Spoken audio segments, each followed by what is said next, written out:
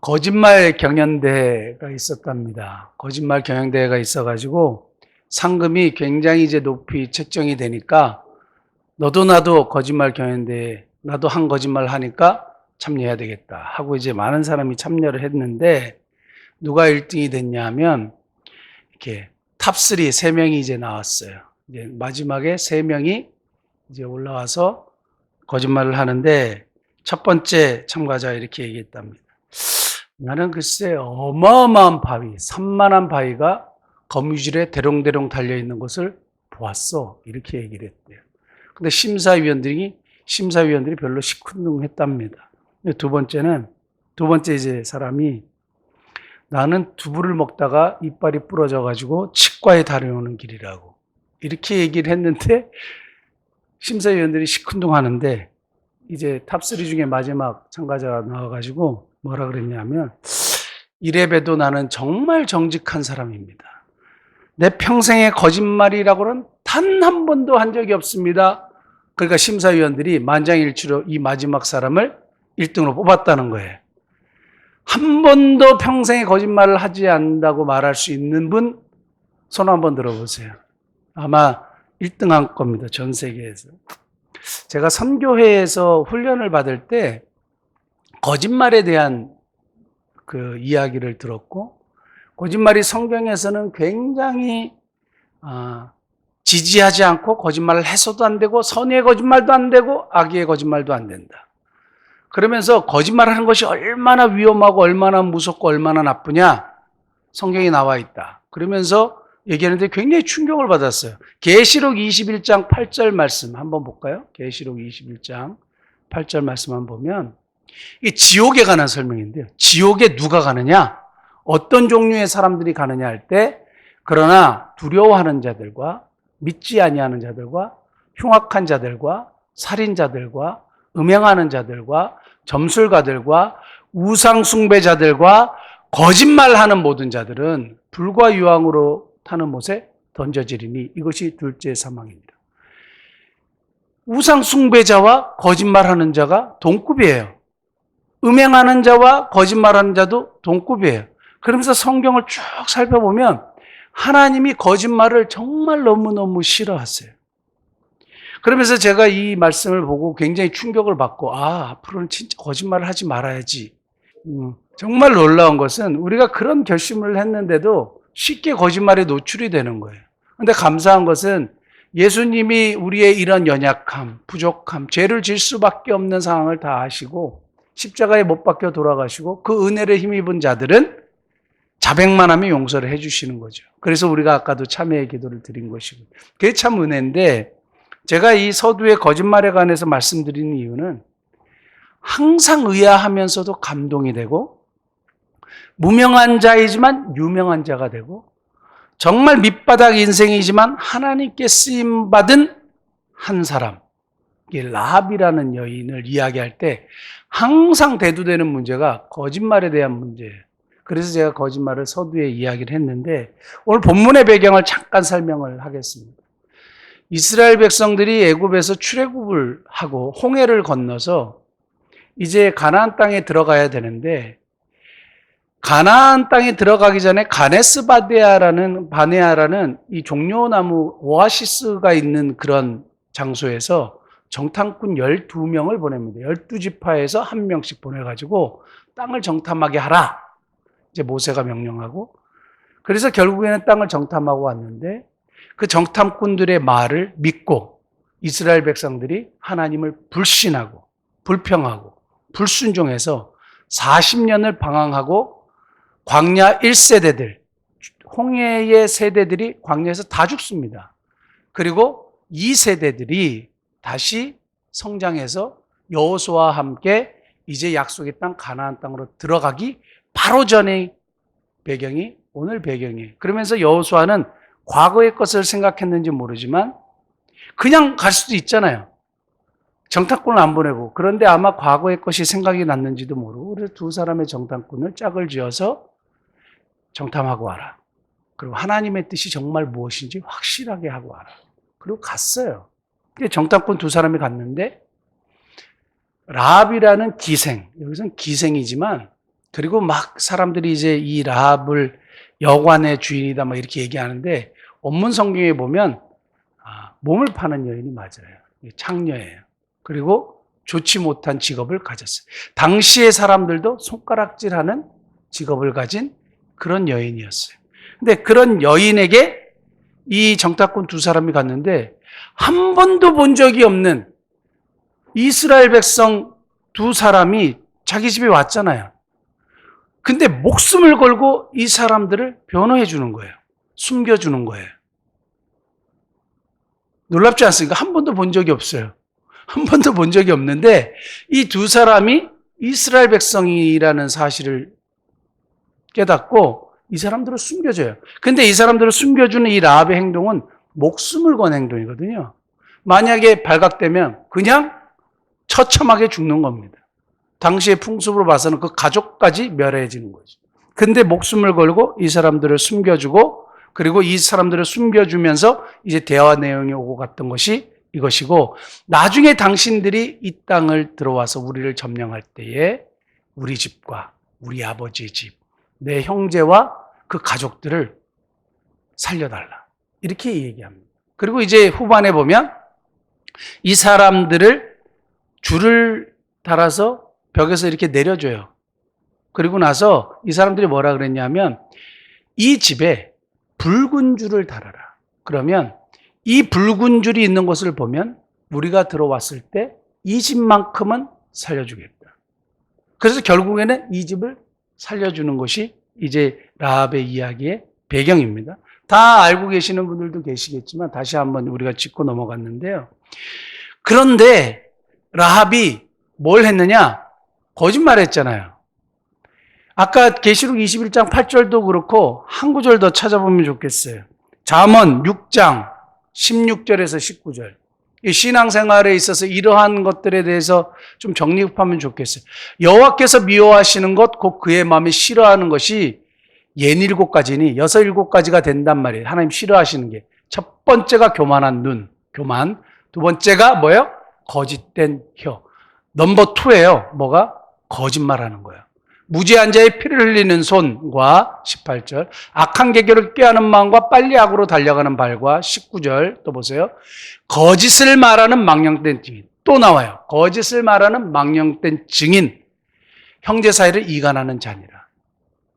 하나님이 싫어하시는 것이 67가지가 있는데 그 중에 거짓에 관한 것이 2개예요. 그러니까 하나님은 거짓을 정말 싫어하세요. 또 한 구절만 찾아볼게요. 잠언 19장 5절. 거짓 증인은 벌을 면하지 못할 것이요 거짓말을 하는 자도 피하지 못하리라. 한 구절 더 9절. 잠언 19장 9절. 거짓 증인은 벌을 면하지 못할 것이요 거짓말을 뱉는 자는 망할 것이니라. 이런 말씀이 있는데 오늘 본문은 망하지 않았잖아요. 오늘은 하나님이 라합을 받아주시잖아요. 그리고 칭찬해 주시고 나중에는 라합이 정말 하나님의 역사에 길이 기록되는 여인이 된단 말이에요. 이 거짓말의 문제를 우리가 한번 풀고 넘어가야 되죠. 항상 라합을 이야기할 때. 자, 성 어거스틴이라고 우리 개신교, 우리 기독교 역사에 가장 위대한 인물 중에 한 분이 성 어거스틴도 뭐라 그랬냐면 어떤 조건에서도 거짓말은 안 된다. 이렇게 얘기했어요. 그것이 속이는 나쁜 일이든 다른 사람을 돕기 위해 거짓말이든 무조건 거짓말을 해서는 안 된다. 이렇게 얘기했어요. 이게 뭐냐면 성경에서 계속 흐르는 거짓말에 대한 관점이에요. 정말 거짓말은 나쁜 거예요. 그런데 거짓말의 종류를 보통 2가지로 뽑아요. 하나는 화이트 라이라 그래가지고 하얀 거짓말. 그러니까 선의의 거짓말이에요. 좋은 일을 위해서 거짓말하는 선의의 거짓말이 있고 블랙 라이 그래가지고 검은 거짓말. 이거는 악의로 거짓말하는 거 있잖아요. 그래서 다른 사람에게 피해를 주는 이런 거짓말이 있어요. 그러면 오늘 라합의 거짓말은 어느 쪽에 속할까요? 화이트 라이, 하얀 거짓말에 속하고 선의의 거짓말에 속하죠. 그런데 우리 신앙의 선배들도 그렇고 성경에서는 하얀 거짓말도 사실은 지지를 하지 않아요. 옳다고 이야기하지 않아요. 아브라함이 애굽에 가가지고 자기 목숨 살리기 위해서 거짓말했잖아요. 그리고 그때 그 아들 이삭도 거짓말했다고요.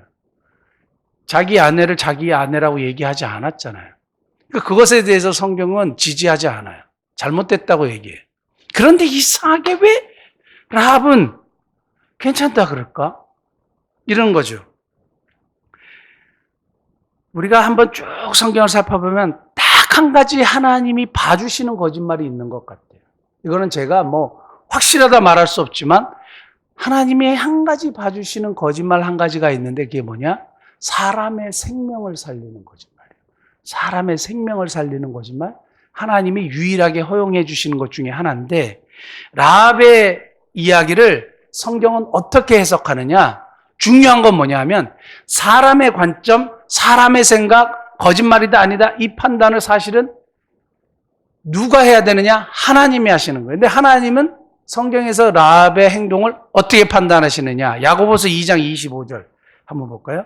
야고보서 2장 25절 보면 예수님의 동생 야고보가 라합의 이러한 행동을 뭐라고 표현했냐면 또 이와 같이 기생 라합이 사자들을 접대하여 바른 길로 나아가게 할 때에 행함으로 의롭다 하심을 받은 게 아니냐. 라합의 행위가 행함으로 의롭다 함을 받는 믿음의 행동이었다. 이렇게 얘기해요. 믿음의 행동이었어요. 그러니까 거짓말의 문제가 아니라 이것은 믿음의 문제다.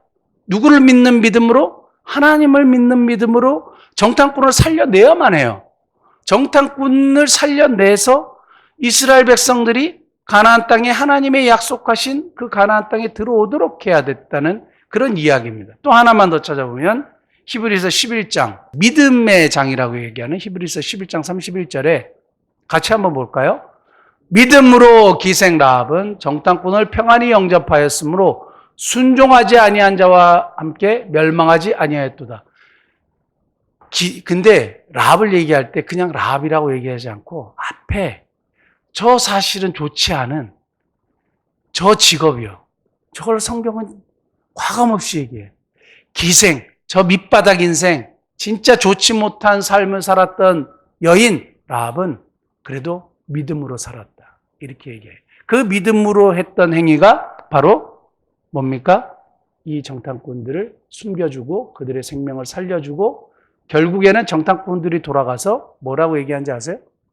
하나님이 이 땅을 우리에게 준 것이 확실합니다. 라합의 이야기를 듣고 저들은 이미 전의를 상실했습니다. 간담이 녹았습니다. 무서워 벌벌 떨고 있습니다. 그러니까 그 얘기를 듣고 여호수아가 딱 확신을 가진 거죠. 하나님이 저 땅을 우리에게 주셨다. 그래서 요단강 사건이 그때부터 이루어지기 시작하는 거예요. 그러니까 라합의 이야기를 딱 듣고 이스라엘 백성들이 하나님의 뜻이다. 이렇게 얘기했어요. 자,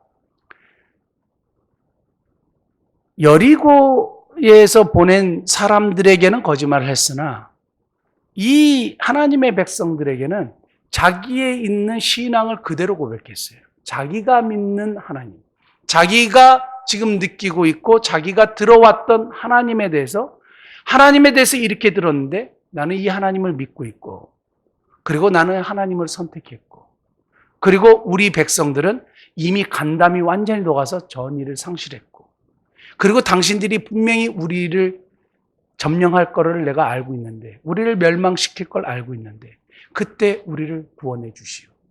자신의 신앙 고백을 담고 있어요. 그러니까 이거는 사실 거짓말의 문제를 떠나서 믿음의 문제요. 신앙 고백에 대한 문제죠. 여러분 꼭 기억하실 수 있길 바라고 예전에 한번 제가 소개한 적이 있는데 코리텐붐 여사라고 주는 나의 피난처라는 책이 있어요. 굉장히 유명한 책인데요. 그러니까 나치, 이 독일 세계 2차 대전 때 독일 군들이 유태인들을 엄청나게 학살하지 않았습니까? 그때 네덜란드의 그 크리스찬 코리텐붐 그 가정에서요. 그 언니가 있어요. 코리텐붐 언니가. 그 굉장히 이제 보수적인 신앙으로 자랐는데 코리텐붐 언니는 성경에 선한 거짓말, 악한 거짓말 이거는 안 된다. 이렇게 확실히 믿었던 여인이에요. 그래서 나치가 어느 날 찾아왔는데 마침 이 언니가 있었단 말이에요. 근데 이 언니가 나치가 찾아와서 유태인을 숨겼냐 하니까 언니가 네, 숨겼습니다. 어딨냐? 저기 다락에 숨었습니다. 그러니까 어떻게 하겠어요? 나치가 다락에 숨어 있는 유태인들을 잡아가지고 간 거예요. 근데 언니는 사실 악의로 한 게 아니고 자기의 신앙 고백으로 했는데 사실 이것을 보고 여러분들이 야 진짜 신앙이 훌륭하다 얘기할 사람이 어디 있겠어요. 말이 안 되는 거죠. 이게 한쪽으로 치우친 거죠. 근데 여기서 만약에 코리텐붐 여사의 언니가 신앙을 가졌잖아요. 그리고 숨겨주었잖아요. 숨겨주었고 나치가 왔을 때 숨겼느냐? 아니요, 안 숨겼는데요. 했을 때 여러분, 이야 어떻게 저렇게 거짓말을 할 수 있어? 성경은 거짓말을 하지 말라고 했는데 어떻게 할 수 있어? 여러분, 우리 같은 죄의 본성을 가진 사람들도 이것을 보고 야 그냥 거짓말이야. 저건 나쁜 거야. 이렇게 생각해요? 아니란 말이에요.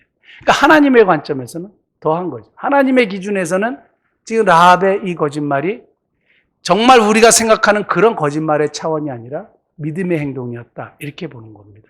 자, 그건 그렇게 넘어가고 두 번째는 항상 이 라합의 믿음, 라합의 역사에서 또 해결해야 되는 또 한 가지 문제가 하나 있어요. 그건 뭐냐면 도덕성의 문제예요. 도덕성의 문제. 일단 라합은 직업도 좋지 않았죠. 직업도 좋지 않았고 그리고 사실 바람직한 직업을 가지지 않았어요. 또 하나는 민족을 배반했어요. 자신의 민족을 배반하고 자신의 민족은 다 죽게 만들었고 자기만 살아났어요. 맞습니까? 따져보면 맞죠. 그러니까 이런 부분에 대해서 만약에 누가 질문을 하면 여러분 뭐라고 대답하시겠어요? 글쎄 그렇지 그런데 그게 이러면서 말이 잘 안 나온단 말이죠. 자기 민족을 배반을 했어요. 그리고 자기만 살아났어요. 나쁘잖아요. 그거 다 죽게 만들었어요. 근데 여러분 좀 전에도 제가 약간 말씀을 드렸지만 그 나치의 정권 시절에 오스카 신들러라는 사람 이야기를 들어보셨습니까? 그래서 신들러스 리스트라고 해가지고 그 유명한 영화가 나와가지고 이 독일인 사업가가 자기의 전 재산을 털어가지고 유태인들 1100명을 구원해 줬잖아요. 1100명 이상이 되는 사람을 구원해 줬어요. 근데 그 구원하는 방법이 나치들에게 뇌물도 주고 거짓말도 하고 우리 공장에서 유태인들이 일해야 된다고 하고 막 이래가지고 유태인들을 결국 살려줬단 말이에요. 독일 사람인 오스카 신들러가 독일을 배반한 매국노입니까? 잘못된 사람입니까? 지금도 독일 사람들은 오스카 신들러에 대해서 존경을 표하죠. 세계 사람들도 존경을 표하죠. 왜 자기 민족을 배신한 사람을 왜 존경의 대상으로 삼을까요? 또 한 가지 얘기할게요. 북한에서 탈북을 했습니다. 황장엽 씨 지금 돌아가셨지만 황장엽 씨 이렇게 탈북을 했잖아요. 그래서 우리나라에서는 굉장히 황장엽 씨를 굉장히 높이 평가하고 이렇게 잘 이렇게 보좌하고 잘 이렇게 한국에서 정착하실 수 있고 자기의 어떤 가지고 있는 것을 이렇게 좀 펼칠 수 있도록 그렇게 도와주었어요. 그런데 황장엽 씨가 탈북한 것을 대한민국에서 환영했지만 북한에서는 천하의 나쁜 놈으로 얘기했겠죠. 그리고 그렇게 얘기를 했어요. 실제적으로. 그러면 황장엽 씨는 북한에 대해서 매국노죠. 나쁜 사람이죠. 그런데 우리가 황장엽 씨를 저런 나쁜 사람, 어떻게 민족을 배반한 사람 이렇게 얘기합니까? 그렇게 얘기하잖아요. 여러분 북한에서 탈북한 우리 북한 탈북자들이 있잖아요. 죽음을 각오하고 가족들하고 압록강을 건너가지고 탈북한 사람들을 향해서 어떻게 그렇게 민족을 배반할 수 있어? 저렇게. 그런 사람이 한 사람도 없단 말이에요. 도덕적인 관점을 이야기할 때는 우리가 잘 살펴봐야 돼요. 북한은 독재자의 정권 밑에서 백성들이 신음하는 나라고 고통받는 나라고 정말 있어서는 안 되는 정말 나쁜 나라잖아요. 그 누구나 알고 있잖아요. 세계 최대의 기독교 박해국가가 1위가 어딘지 아세요? 북한이에요. 지금도 타의 추종을 불허할 정도로 기독교 박해 1등 국가가 북한이에요. 사람으로 취급하지 않아요. 이 사람들은 진짜 나쁜, 무슬림보다 더 나빠요. 그게 어디예요? 북한이에요. 그런데 북한을 배반하고 왔다고. 어떻게 민족을 배반하냐고. 이럴 수 없는 거죠. 그렇게 얘기하는 사람 보셨습니까? 그런 거예요. 그러니까 북한을 탈출하여 돌아온 사람을 향하여 도덕적인 문제를 제기할 수 없어요. 당시의 이 가나안의 문화는 여러분들이 많이 들어서 알고 계실지 모르지만 인신제사 드렸거든요. 그리고 자기의 장자, 큰아들을 또는 큰딸, 하여튼 인신제사를 드렸어요. 특히 남자아이를 인신제사로 드리고 심지어는 고기도 먹었다 그랬어요. 불로 태워가지고. 고기를 먹고. 있을 수 있는 일입니까? 지금도 그것도 말도 안 되는 얘기지만 당시에도 하나님 보실 때는 이거는 말도 안 되는 행동이란 말이죠. 그리고 음란했어요. 제사를 드리고 막 혼음하고 막 난리도 아니에요. 이 사람들은 정말 음란한 민족이에요. 이러한 음란하고 죄악된 세상, 그 여리고 그 가나안 민족을 버리고 하나님, 거룩한 백성, 이것을 선택했다고 어떻게 그렇게 할 수 있냐? 누가 말할 수 있어요? 도덕성에 전혀 문제가 없어요. 라합의 행위가 결국에는 하나님 보실 때는 믿음의 행위였고, 이 불완전하고 이 불건전하고 정말 나쁘고 옳지 않은 그 백성을 떠나서 나는 정말 우상 숭배하는 곳을 떠나서 나는 진짜 하나님을 섬겨야 되겠다 하고 선택한 이 라합의 선택을 하나님은 기뻐하시고 축복하시고 그를 높이 세워주시는 거죠. 자, 그러면서 제가 이 라합에 대한 이 성경을 쭉 묵상하면서 새롭게 깨달은 은혜 여러분들과 한 3가지 나누고 그 다음에 오늘 설교의 제목처럼 믿음의 결과 3가지를 간단하게 좀 나누기를 원하는데요. 라합을 통해서 받은 3가지 은혜. 첫 번째는 하나님의 관심은 라합에게 있었다 이거예요. 하나님의 관심은 라합에게 있었어요. 사람들은 무관심하고 비아냥거리고 손가락질하려는 그런 사람이었지만 하나님의 시선은 누구에게 있었냐? 이 여인에게 있었어요. 왜 하필 이 두 사람이 기생의 집, 몸을 파는 여인의 집에 갔을까요? 그걸 가지고 뭐 지금도 왜 그랬을까? 막 이렇게 이제 막 변론이 오고 가는데요. 왜 그랬을까? 뭐 이러는데 많은 정보를 수집할 수 있었기 때문에 거기를 갔을 수도 있고 무슨 이유인지 모르겠어요. 두 정탐꾼이 선택했지만 거기에 하나님의 섭리가 있었어요. 여리고에 수많은 사람들이 있었지 않았겠습니까? 또 기생이 라합만 있었겠습니까? 많은 사람들이 있었겠죠. 그런데 두 정탐꾼이 이 라합에게 갔어요. 왠지 아세요? 이 하나님에 대한 믿음을 가진 사람이 이 라합밖에 없었어요. 하나님에 대한 소문을 듣고 수많은 사람이 간담을 놓고 그 수많은 사람들이 막 벌벌 떨고 이러는 전의를 상실한 이런 상황에서 똑같은 소식을 듣고 하나님에 대한 확실한 믿음을 가졌던 사람이 라합밖에 없었다 이 말이에요. 그러니까 하나님의 시선이 당연히 거기 머물 수밖에 없고 정탐꾼 두 사람이 왠지 모르게 저 집에 가고 싶은 거죠. 자기들이 선택한 거예요. 왠지 모르게 야 저기 가자 이렇게 했겠죠. 그리고 들어갔는데 알고 보니까 이 여인이 놀라운 고백을 해주는 거죠. 당신들이 우리에게 오는 것을 이미 알고 있었고 당신들의 하나님께서 이렇게 하신다는 것을 알고 있었고 그 하나님은 하늘에서도 하나님이시고 땅에서도 하나님이시고 그래서 이 하나님이 정말 위대한 분이고 이 하나님만이 참신이라는 사실을 알고 있다고 고백하는 이야기를 들은 거예요. 아마 정탐꾼들 깜짝 놀랐을지 몰라요. 자기들보다 더 좋은 믿음을 정말 말도 안 되는 몸을 파는 여인이 그 고백을 하고 있는 이야기를 듣고 사실 얼마나 놀랐겠습니까? 그래서 제가 여기서 받은 은혜는 뭐냐면 그녀의 직업이나 그녀가 기생이었다는 사실이 하나님에게는 전혀 문제가 안 되는 거예요. 기생이고 몸을 팔고 욕을 먹고 밑바닥 인생이고 아무도 인정해 주지 않지만 하나님에게는 그런 게 아무런 문제가 되지 않아요. 저는 이게 너무 은혜가 되는 거죠. 우리가 항상 얘기하잖아요. 하나님 뭐 조건을 보지 않고 우리를 사랑하신다고 하는데 막상 그 하나님의 그 사랑과 깊이와 은혜를 경험하게 되니까 어떤 모양의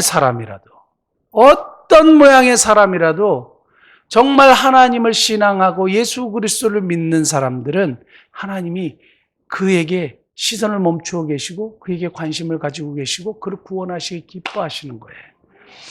기생이었다는 사실이 아무런 하나님에게 문제가 되지 않았다는 것. 그렇다면 우리의 어떤 모습이든지 우리의 어떤 실수든지 우리의 어떤 연약함이든지 하나님에게는 아무런 문제가 될 수 없어요.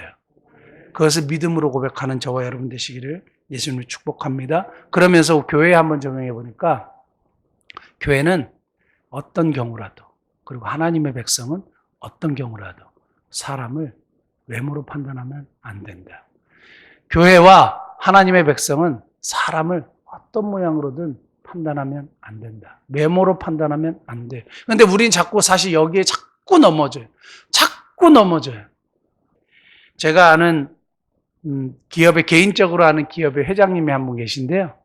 이분이 15년 전만 해도 불과 15년 전만 해도 저 달동네에서요. 사업이 쫄딱 망해가지고 버스를 탈 돈이 없어갖고 걸어 다녔대요. 저한테 얘기했어요. 난 진짜 버스, 달동네 저 위에서 저 바라보면서 버스를 탈 돈이 없어가지고 이제 걸어 다니면서, 야, 이렇게 내 인생 끝나나, 이렇게 생각했대요. 그리고 이 간경화까지 걸려가지고 죽을 날만 기다리고 있었대요. 근데 놀라운 사실 뭔지 아세요? 놀라운 사실, 지금요, 연매출 2조 원에 가까운 회사를 이루었어요. 연매출 2조 원에 가까운 회사를 이루었어요. 엄청 대단하죠. 그때 달동네에 사는 사람 이렇게 했는데 15년 후에 인생이 어떻게 바뀔지 아무도 모르는 거죠. 사랑하는 성도 여러분, 외모로 절대 사람을 판단하고 하다 보면 크게 다칩니다. 그거 하나님이 절대 기뻐하지 않아요. 두 번째, 제가 받은 두 번째 은혜는 하나님은 믿음 붙잡고 산 라합을 구원하시기를 기뻐하셨다는 거예요. 믿음 붙잡고 산 라합을 구원하시기 기뻐하셨다는 거죠. 라합이 믿음을 가졌는지 누가 알아요? 하나님에 대한 어떤 믿음을 가졌는지 누가 알아요? 그런데 정탐꾼을 통해서 그 믿음이 드러나게 하시고 라합을 구원하셨어요. 하나님은 믿음을 가진 자들을 결코 부끄러움을 당하지 않게 하시고 결코 멸망당하지 않게 하시고 그 믿음을 드러내셔요. 그래서 라합의 믿음을 드러내시고 그 여인을 구원하시고 그 여인을 통해서 그 가족도 구원하시고 결국 하나님은 믿음을 가진 자, 믿음을 붙잡고 사는 자 결코 놓지 않으신다는 걸 여기서 보여주는 거죠.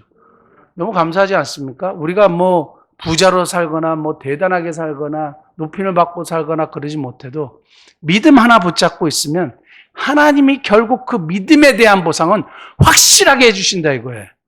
꼭 그것을 믿고 여러분 어려운 중에도 믿음 끝까지 부여잡고 살 수 있는 복된 은혜가 있기를 예수님을 축복합니다. 우리 2장 10절 한번 볼까요? 2장 10절 말씀 보면 라합의 믿음의 근거가 어디에 있느냐? 라합은 어떻게 믿음을 가지게 됐느냐 이겁니다.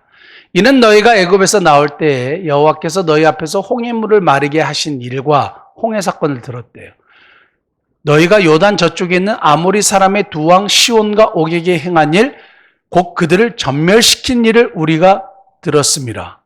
우리가 듣자 곧 마음이 녹았고 너희로 말미암아 사람이 정신을 잃었나니 너희 하나님 여호와는 위로는 하늘에서도 아래로는 땅에서도 하나님이시니라. 아멘. 이런 신앙 고백이 어디서 가능했느냐? 들음으로요. 로마서 10장 17절에 보면 믿음은 들음에서 나며 들음은 그리스도의 말씀으로 말미암았다고 했는데 믿음의 근거 어디요? 들음이요. 그래서 항상 듣는 것에 우리가 노출되어 있는 게 굉장히 중요하고 믿음이 없는 자녀들에게 어떻게 하든지 들을 수 있는 근거를 제공해 주는 거 굉장히 중요합니다. 왜냐하면 믿음은 들음에서 나요. 근데 놀라운 거는 라합이 들었던 이야기는 홍해 사건과 그리고 시온과 옥 그걸 전멸시키는 이 두 가지 세 가지 사건만 듣고 하늘에서도 하나님이시고 땅에서도 하나님이시라는 분명한 신앙을 갖게 됐어요. 근데 보십시오. 우리는 창세기도 알아요. 출애굽기도 알고 레위기도 알고 민수기도 알고 신명기도 알고 그리고 그 이후에 쓰여졌던 성경에 다 알아요.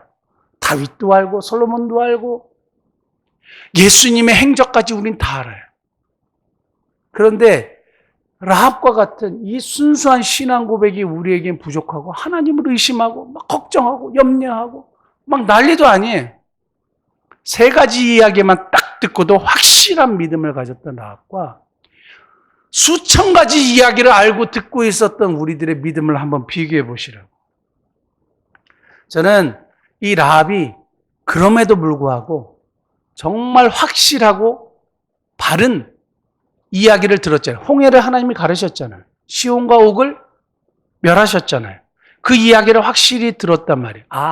그래서 사람들에게 정말 바른 지식, 바른 말씀을 가르치게 되는 것 굉장히 중요하고요. 그래서 교회 한번 적용해 봤더니 교회가 항상 하나님에 대한 바른 지식을 증거해야 된다는 거죠. 교회는 항상 하나님에 대한 바른 지식을 증거해야 되고 그것을 듣게 해야 돼요. 제가 어저께 신문 보고 죄송하지만 이렇게 인터넷 신문을 쭉 보다가 제가 매일 신문을 이렇게 막 여러 개 보거든요. 조선일보에서부터 한겨레, 그리고 가끔 가다가는 영어도 잘 못하면서 헤럴드 이렇게 쭉 보면서 항상 이 헤드라인 보는데요. 어제는 네이버에 이렇게 저 밑에 딱 뜬 게 눈에 확 들어왔어요. 그게 뭐가 들어왔냐면 실형을 받았어요. 목사님이 징역 4년 실형을 받았어요. 폭행치사 혐의로. 그게 눈에 들어와서 봤더니 진짜 말도 안 되는 얘기예요. 까마귀가 나가야 한다. 이게 무슨 얘기인지 아세요? 까마귀 눈에 위에도 달렸다. 까마귀 눈이 위에도 달렸다. 이게 뭐냐 하면 안찰기도 하는 거야. 안찰기도. 안수기도. 작년 2월 7일에 있었던 사건을 이제 얘기하는 거죠. 이제 결정이 났나 봐요. 징역 4년이 선고됐는데 제가 앞에 한 부분만 좀 읽어드릴게요. 지난해 2월 7일 새벽 1시쯤 경기도의 한 교회 예배당, 경기도에 있으니까 한 예배당 뜨끔한 거죠. 경기도의 한 예배당이라니까. 한모 씨, 24세 씨가 스스로 몸을 치고 구역질하면서 기도를 하고 있었다. 이교회 목사 A 씨는 손바닥으로 한 씨의 등과 배를 쳤다. 그의 아내 B 씨도 나무 십자가로 한 씨의 뒷머리와 등, 가슴을 때리며 거들었다. 이른바 악령을 퇴치하기 위한 안수기도였다. 그러니까 휴가를 나온 그 다음날 복귀해야 되는데 금식시키고 막 때리고 옷을 벗겨가지고 이외에 목사가 올라타고 목을 밟다가 결국에 목보야가 부러져 죽었어요. 그리고 그 가족들도 거들었어요. 이걸 어떻게 얘기해야 되지? 예전에 저도 안찰기도 받아봤거든요. 엄청 아파요. 막 이렇게 똑같은 데를 계속 때리는데 모르죠. 이게 좋은 거라고 생각하고 그때는 그게 신앙이라고 생각하고 엄청 아프다 그러면 귀신이 있다는 거예요. 확 때려요. 그리고 어느 권사님은 지금 생각하면 진짜 말도 안 되는 얘기죠. 이렇게 손가락을 이렇게 해가지고 여기를 막 이렇게 눌러갖고 돌려요. 그러면 어떤지 아세요? 간지러워요. 간지러워가지고 막 웃어요. 제가 어렸을 땐 더 하죠. 손에 몸만 대도 웃긴데 여기 때 이렇게 되고 그러니까 웃으니까 귀신이 있다는 거죠. 진짜 지금 생각하면 진짜 말도 안 되는. 교회가 바른 지식을 가르쳐야 되는데 엉뚱한 짓을 하고 있으니까 사람을 죽이잖아요. 바른 지식이 안 들어가면 사람을 죽이는 정말 사악한 집단으로 바뀌는 것이 교회예요. 이건 너무 위험한 거고. 행여 우리도 과거에 기도원 같은 데서 막 그런 일을 할 때 할렐루야 아멘 하고 이게 바른 지식이 아닌 거죠. 진짜 말도 안 되는 일이 일어나고 저는 진짜 너무 화가 나가지고 진짜 교회가 바른 걸 가르쳐야 되겠구나. 그것도 교회의 소명이구나. 확실하게 깨닫게 됐습니다. 마지막 세 번째는 이겁니다. 제가 받은 세 번째는 하나님의 사람만이 하나님의 역사에 남는다. 하나님의 사람만이 하나님의 역사에 남는다. 여리고의 수많은 사람들 혹시 기억나는 분 있어요? 여리고 왕. 이름이 뭔지 아세요?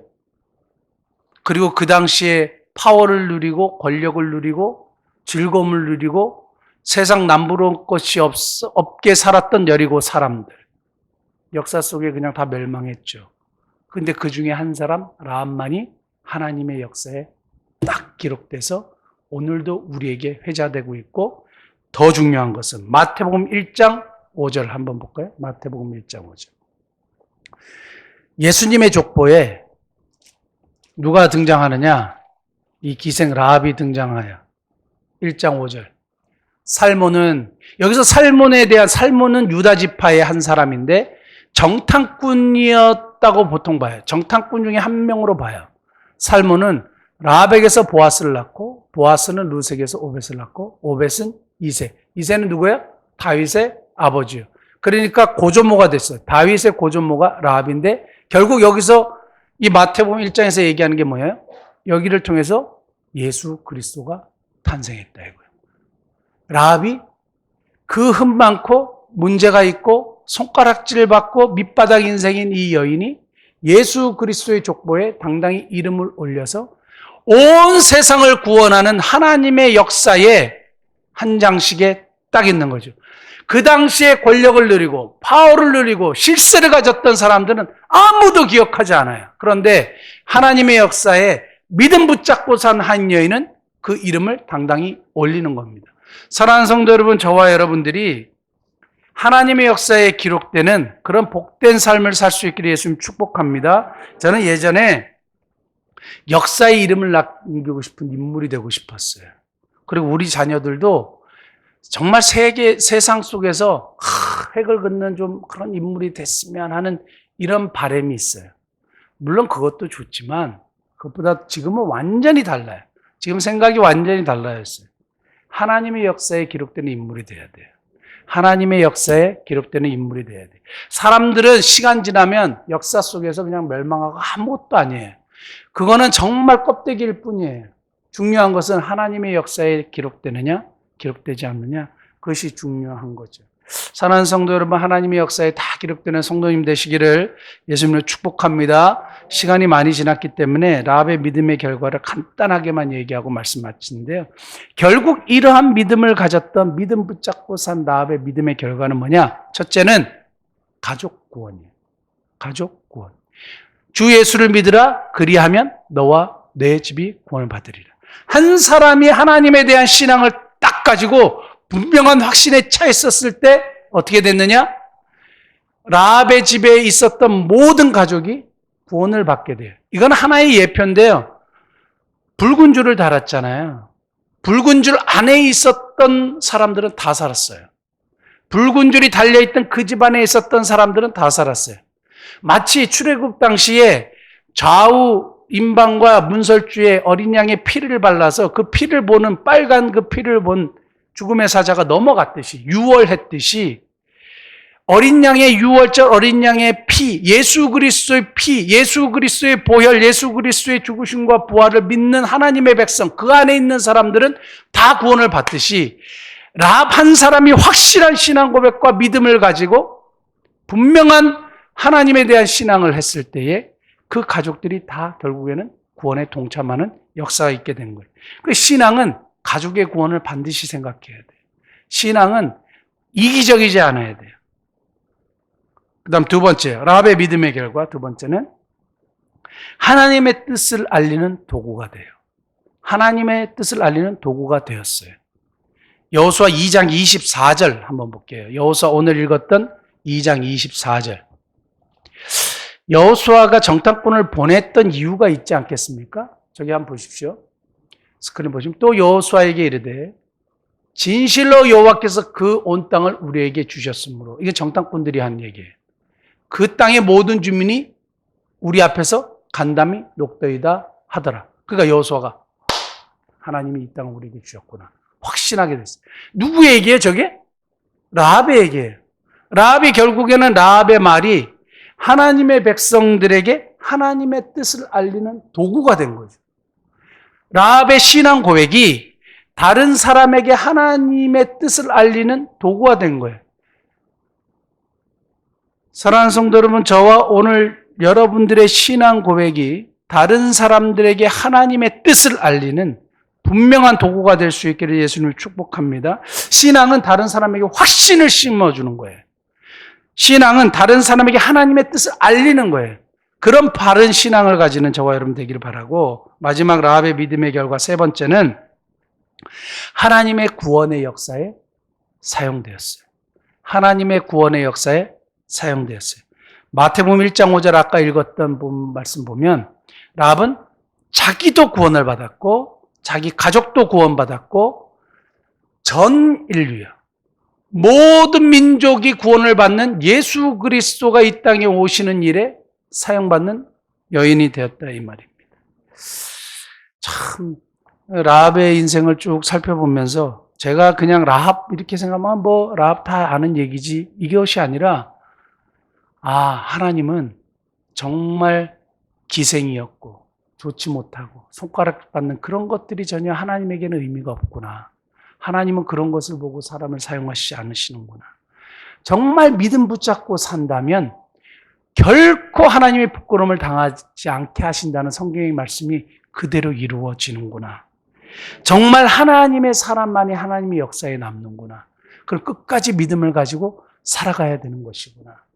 그리고 그 믿음의 결과는 사랑하는 가족들을 구원할 뿐만 아니라 수많은 사람들에게 하나님의 뜻을 알리는 도구가 되고 그리고 하나님의 전 인류의 구원의 역사에 우리도 사용될 수 있겠구나. 이런 믿음과 신앙을 소유하는 우리 모든 성도들 되시기를 예수님의 이름으로 축복합니다. 기도하시겠습니다.